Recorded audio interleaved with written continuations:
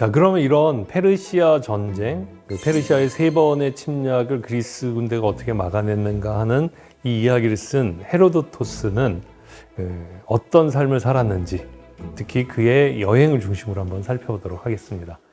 이 역사의 아버지라고 불리는 헤로도토스는 기원전 445년 할리카르나소스라는 곳에서 탄생했습니다. 지금 제가 보여드린 지도는 이게 헤로도토스가 남긴 역사 9권의 책을 재구성해가지고 헤로도토스가 생각했던 세계의 모습입니다. 우리가 생각한 것과 조금 다를 수 있죠. 지금 요 밑에 이 아프리카 대륙 이런 식으로 상상을 했었고, 아시아가 이쪽에 있다고 생각을 했고, 유럽이 이렇게 있다고 생각을 했습니다. 그리고 가운데 바로 여기가 그 그리스 땅일 테고요. 지금의 튀르키예에서부터 이라크, 이란 이렇게 내려오는, 그리고 이쪽 이집트까지 이 넓은 곳이 다 페르시아 제국의 영토였습니다. 자, 이 그림을 가지고 일단 보여드리도록 하겠습니다. 할리카르나소스를 알아보기 위해서 그림을 그 해당되는 부분을 좀 크게 확대를 해보겠습니다. 요곳에 있습니다. 잘 보시면 저건 그리스 본토가 아니죠. 그리스 본토가 아니라 튀르키예 땅 가까이 있는 것처럼 보입니다. 지금도 그 할리카르나소스는 튀르키예 땅에 속해 있습니다. 이 헤로도토스가 살고 있던 당시에는 이 지금의 튀르키예의 서쪽 해안의 대부분은 그리스인들이 넘어와서 도시를 건설한 그리스의 식민 도시들이었습니다. 식민 도시라는 건 그야말로 사람을 심는 도시라는 겁니다.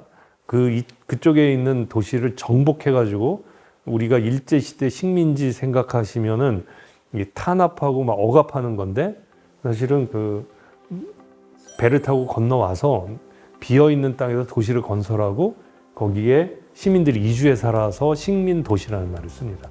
지금의 튀르키예의 서쪽 해안에 있는 할리카르나소스라는 땅은 지금은 튀르키예 땅이지만 예전에는 그 그리스의 식민 도시였다는 거, 바로 이곳에서 태어났습니다. 생각해 보면 이 그리스 본토에서 멀리 떨어진 일종의 아웃사이더라고도 할 수 있겠죠. 그리고 이때 할리카르나소스는 그리스의 식민 도시이긴 했지만 이쪽에서부터 세력을 넓혀오던 페르시아의 지배하에 있었습니다. 페르시아의 정치적 간섭을 받고 거기에 조공을 바치고 그러면서 그 페르시아의 영향권 하에 있었던 거죠. 그때 바로 할리카르나소스의, 그러니까 그런 상황이었을 때, 페르시아의 영향력 아래에 있었을 때 헤로도토스가 태어났다는 거죠. 그리고 이 할리카르나소스라는 곳은 뭐로 유명하냐면 마우솔레움이라고 하는 거대한 무덤으로, 이 무덤은 그 고대 세계의 7가지 불가사의한 건축물 중에 하나 들어가는 요곳입니다. 멀리서 보면 이 할리카르나소스의 이 모습에 요곳에 그리스 유물의 흔적이 남아 있습니다. 이걸 확대해 보면 이런 극장이 남아 있죠. 이런 반원 내지 반원을 가지고 있는 이 극장은 그리스인들이 세계 최초로 발명한 거라고 할 수 있겠죠. 비탈을 깎아가지고 가장 많은 사람들이 효율적으로 공연을 볼 수 있는 곳, 바로 이 유적이 할리카르나소스가 예전에 그리스 땅이었다는 것을 보여주는 증표입니다. 자, 이 할리카르나소스에 태어났던 이 헤로도토스 그리고 그의 가족들은 정치적인 문제 때문에 그때 당시에 페르시아의 친페르시아적인 정권에 정치적으로 저항을 하다가 그걸 견디지 못하고 망명을 하게 됩니다. 그게 헤로도토스가 15살이었던 469년인데요, 기원전. 이때 어디로 가냐면 사모스 섬이라는 곳으로 가게 됩니다. 이 사모스 섬은 누구로 유명하냐면 아마 여러분들이 그 중고등학교 때 수학 시간에 배웠던 피타고라스 정리 있죠? 그 피타고라스 정리를 만들었던 피타고라스의 고향이기도 합니다. 사모스 섬은 지금 이런 모습으로 우리가 살펴볼 수 있고요. 여러 모습 속에서도 여전히 그리스적인 흔적이 조금씩 남아 있습니다. 그리고 이제 30세가 되던 해 사모스 섬에서 다시 고향으로 돌아옵니다. 할리카르나소스로 복귀한 헤로도토스는 그곳에서 정치적인 그 저항을 하게 하면서 입지를 다져보려고 했지만 결국 실패하게 되죠. 지금 요 30살 때까지는 뭐 그 움직임의 반경이 넓진 않습니다. 그러다가 어디를 가게 되냐면 그 할리카르나소스에서 정치적 갈등을 이겨내지 못하고 아테네로 갔다고 합니다. 사실 요 뒤에부터 나오는 헤로도토스의 경로는 정확한 순서는 아니라고 할 수 있습니다.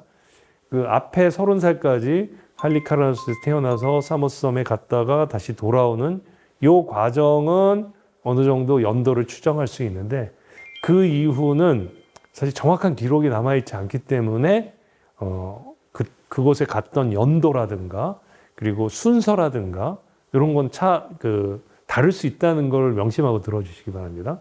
이거는 제가 나름대로 이런 동선을 가지고 움직이지 않았을까라는 생각으로 그려낸 것이라고 생각하시면 됩니다. 자, 그런데 아테네에 들어갔을 때 헤로도토스가 약간 충격을 받습니다. 왜냐하면 이 주변에 있다가 저쪽 그 본토로 가니까 정치적 갈등이 또 굉장히 심한 거예요.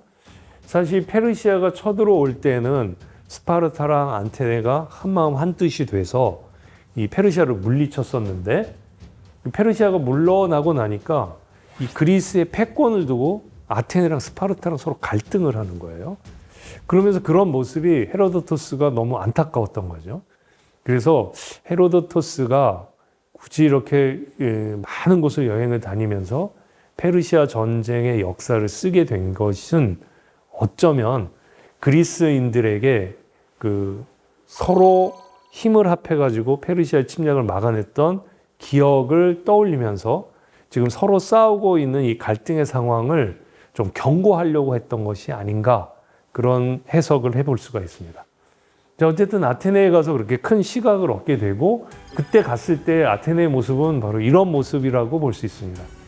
이 아테네는 그 페르시아의 침략을 막아내고서 엄청나게 크게 성장을 했었습니다. 특히 섬들 그리고 해안에 있는 여러 그리스의 도시 국가들을 호섭해가지고 페르시아가 또 언제 쳐들어올지 모르니까 우리가 하나의 나라로 통합할 수는 없지만 하나의 군사적 동맹을 맺자. 그러면서 그 델로스 동맹을 맺게 됩니다. 그 나중에 페리클레스라고 하는 아주 탁월한 정치가가 등장을 하면서 이와 같이 아테네를 문명과 경제와 그 문화와 그리고 학문과 그리고 정치, 군사의 중심지로 만들게 되죠. 지금 이 모습은 어쩌면 아테네의 최고 전성기를 보여주는 복원도라고 할 수 있고요. 이 모습을 아마도 헤로도토스를 보면서 이 위대함에 또 놀랐을 겁니다. 그래서 우리가 이런 모습을 가지고 더 강성하게 나가야 되는데 아테네와 스파르타 편으로 서로 나뉘어져 갖고 싸우는 모습을 보이는 것에 가슴 아파했을 것 같습니다.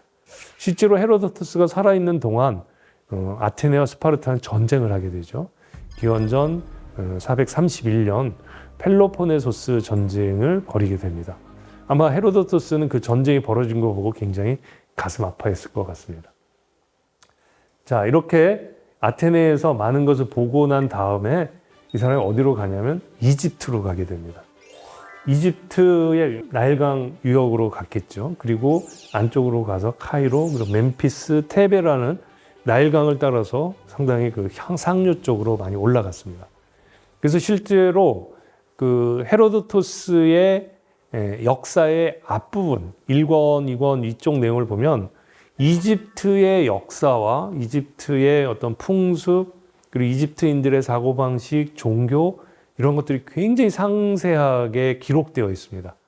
그 기록은 자기가 어떻게 추상적으로 생각하고 그런 게 아니겠죠. 직접 이곳에 가서 보고 듣고 겪은 것을 상세하게 적었던 것입니다. 그 이집트를 방문했던 이유 중에 하나는 또 페르시아의 정복을 받고 있던 상태이기 때문이죠. 그러니까 지금은 우리가 이집트 그러지만 그 당시에는 페르시아의 치하에 있었던 곳이라고 볼 수 있습니다. 그곳에 가서 페르시아인들은 어떻게 이렇게 영토를 어마어마하게 확장했는가, 그 이집트인들은 왜 페르시아에게 굴복할 수밖에 없었는가? 이런 것 등등을 고민하고 또 그 고민을 이제 역사로 풀어냈다고 볼 수 있습니다. 그리고 그 이집트의 서쪽으로 가면 시와라고 하는 오아시스가 있는데요. 거기엔 또 암몬 신전도 있습니다. 그리고 이런 여러 곳을 둘러보면서 상세하게 기록을 남겼었죠. 그리고 일부 기록에 따르면 저쪽 퀴레네라고 하는 지금의 리비아 땅까지도 헤로도토스가 갔던 걸로 알려져 있습니다. 왜냐하면 가지 않고서는 쓸 수 없을 만큼 퀴레네에 대해서 아주 정교하고 정밀한 묘사를 하고 있기 때문입니다. 지금 현재의 모습이긴 하지만 예전에도 아마 헤로도토스가 저 피라미드를 보고 깜짝 놀랐을 겁니다. 할리카르나소스 도시에 있었던 몰레시움을 보고 그것도 세계 7대, 고대 세계 7대 불가사의 중에 하나지만 이것도 거기에 낍니다. 그래서 실제로 이 피라미드의 제작 과정, 그 역사, 거기에 얽힌 사연 이런 것도 상세하게 기록을 하고 있죠. 이건 스핑크스의 모습이고요. 여기는 아까 말씀드렸던 이집트 서쪽에 가면 시와라고 하는 거대한 오아시스가 있습니다. 아마 오아시스 그러면 아마 사막에 이렇게 조그만 무슨 웅덩이 같은 거 생각하실 수 있는데 가보시면 거의 바다 같은 곳이 있습니다. 이곳이 바로 오아시스죠. 자, 그리고 이집트 여행을 마치고 난 다음에는 어디로 가냐면 페니키아 지역, 지금의 팔레스타인 지역을 여행하게 됩니다. 레바논, 시리아, 이스라엘 이쪽 지역이죠. 아마 이런 경로로 올라가지 않았을까 싶고요. 이쪽 페르시아 땅이었지만 그 페니키아 문명이 남아있던 이곳을 여행을 했었고 그 다음에 마침내 그 페르시아의 중심부로 들어갑니다. 내가 페르시아 전쟁을 쓴다면 페르시아가 어떻게 해서 작은 나라에서 큰 나라가 됐는지 그리고 어느 지역을 정복했는지 이런 것들을 알아야 쓸 거라고 생각을 해서 이 사람 직접 이 먼 곳을 들어갑니다. 이쪽은 유프라데스강, 티그리스강에 있는 메소포타미아 지역인데 이 근처에서 이제 바빌로니아 왕국이 세워지죠. 바빌로니아도 나중에 페르시아에게 무너져서 그리고 그 사이 아시리아 이런 나라들도 다 예전엔 강대국이었는데 페르시아에게 다 넘어가는 거죠. 그래서 그 헤로도토스가 그런 말도 합니다. 지금 약해 있는 나라도 언젠간 강성해질 수 있고 지금 강한 나라도 언젠간 쓰러질 수 있다. 이런 것들을 이 사람이 직접 보고 겪으면서 그 융성했던 바빌로니아 제국이 페르시아에 무너졌다는 거 이런 걸 보면서 그 감에 이런 것들을 많이 적어놨죠.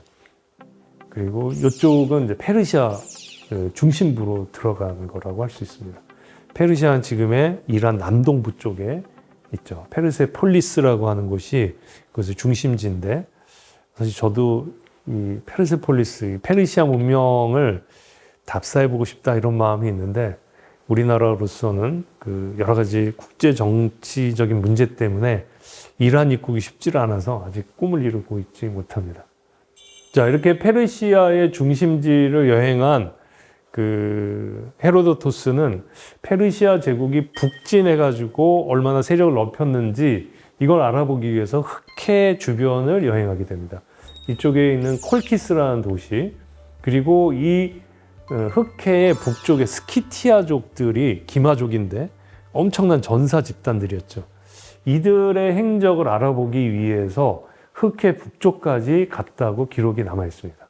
그리고 지금의 우크라이나 지역 이런 쪽도 불가리아, 우크라이나 이런 지역도 둘러보면서 스키타이족에 대한 기록도 아주 상세하게 남기고 있죠. 지금은 이스탄불이라고 그러죠. 아시아와 유럽 대륙에 걸쳐 있는 유일한 도시, 두 대륙에 걸쳐 있는 도시 이쪽도 갔던 기록이 있고요. 그 다음에 또 하나 그 그리스 역사를 말할 때 아주 중요한 트라키아인들의 흔적을 찾아보기 위해 트라키아 지역과 마케도니아 지역 이쪽은 일찍이 페르시아에게 정복을 당했던 곳입니다. 그리스인들이 여전히 자기네 독립적인 정치적인 그 주권을 가지고 있을 때 미리부터 페르시아에게 손을 잡았던 곳이 트라키아와 마케도니아인데 저것도 이제 둘러봤다고 알려져 있고요. 그리고 이제 델피로 오게 됩니다. 델피로 왔다는 건 그리스 본토로 들어왔다는 거죠. 그리고 다시 한번 아테네로 들어가게 되는데 아까 말씀드린 대로 아테네가 최절정에 있을 때 이것을 이끌었던 페리클레스가 헤로도토스를 초청했다는 얘기가 있고요. 둘이 밀접하게 얘기를 했다고 합니다. 그리고 3대 그리스 비극 작가 중에 하나인 소포클레스가 이 헤로도토스를 굉장히 환대했고 아이스킬로스라고 하는 비극 작가도 헤로도토스와 맥이 닿는 그런 역사관을 가지고 페르시아 전쟁을 비극의 무대에 올리기도 했었죠. 그리고 스파르타를 찾아갔었고요. 스파르타를 찾아간 다음에 마지막으로 이 사람이 생을 마감한 곳은 이탈리아 남부의 투리라는 곳입니다.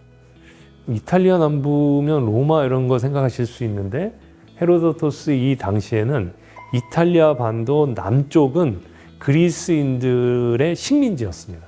그리고 시칠리아 섬 있죠. 시칠리아 섬의 남동부도 그리스인들이 배를 타고 넘어가서 많은 식민지를 건설했던 곳입니다.